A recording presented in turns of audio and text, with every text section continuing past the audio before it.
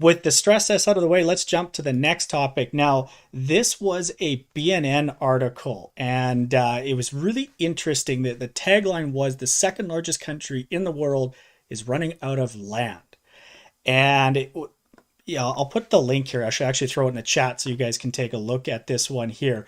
But what I thought was really interesting was talking, not necessarily that we're running out of land, we have the second largest land mass in the world, but when 90+% of the land in Canada is north of the Arctic Circle, that maybe seems a little bit more deceptive to say we have the largest land mass in the world to live in.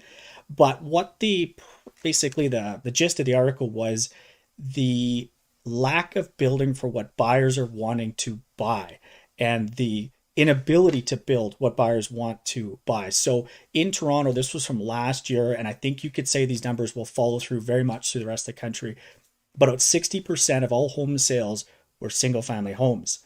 The same year, new construction starts was only 20% of that was the single family home market. So, and we saw that here with the shifting demographics through the pandemic. People wanted bigger houses or houses. They didn't want to be in apartments anymore.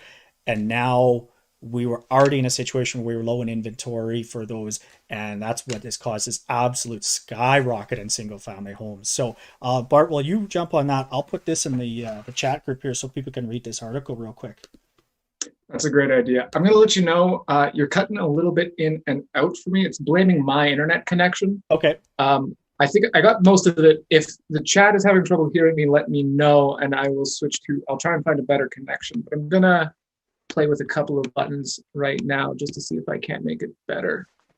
Oh,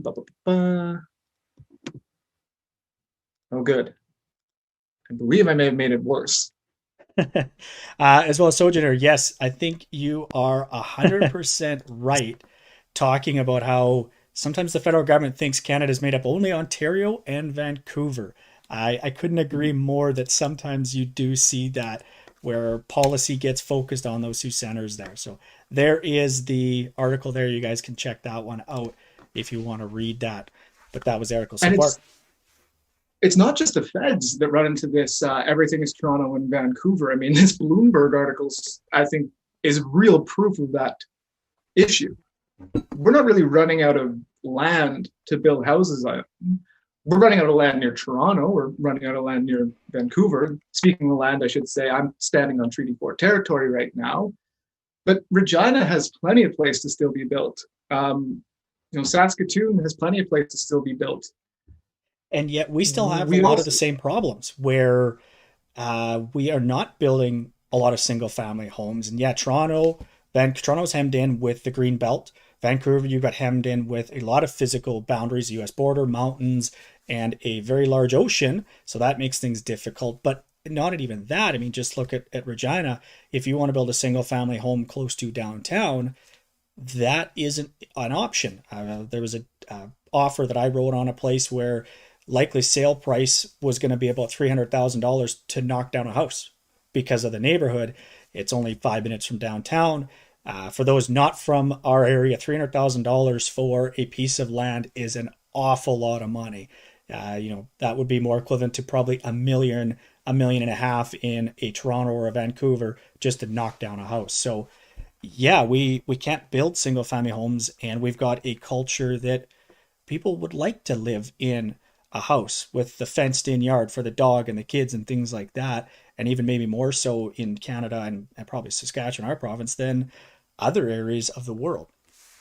And that's what's given us a lot of problems here. I mean, I should note at the start of this that I am going to be a huge hypocrite in what I have to say because I did just buy a single family home. Yep.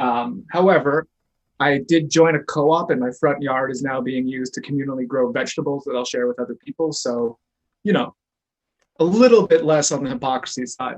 But we do have a density problem, especially in Regina. And I think that it's really terrible to the country at large. The issue that places that could otherwise become multifamily units are prevented from becoming multifamily units because the neighbors don't want multifamily units in their neighborhood. They think that it's a single family unit neighborhood. Yep. So Places like the blank house, I forget what it's called.